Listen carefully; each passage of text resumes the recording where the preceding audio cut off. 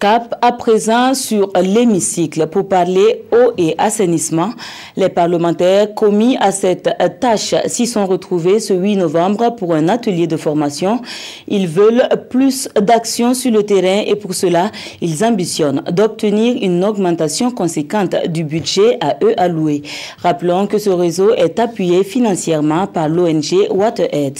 Salifo Obelem et Vincent Kienrebeu. Ici réunis, les députés membres du réseau des parlementaires burkinabés pour l'eau et l'assainissement s'informent sur le budget de 2018 de l'État burkinabé alloué à l'eau et à l'assainissement.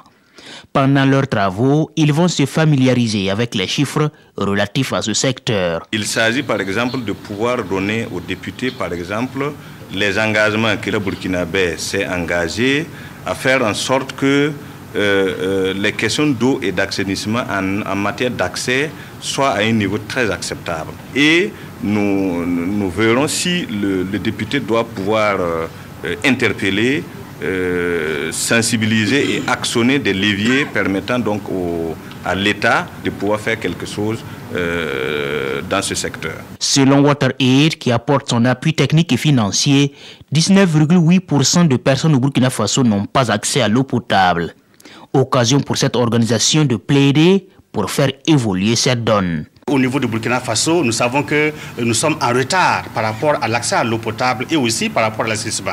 On vient de quitter les OMD, nous savons que le Burkina Faso n'a pas atteint les OMD en dehors du taux d'accès à l'eau potable en milieu urbain.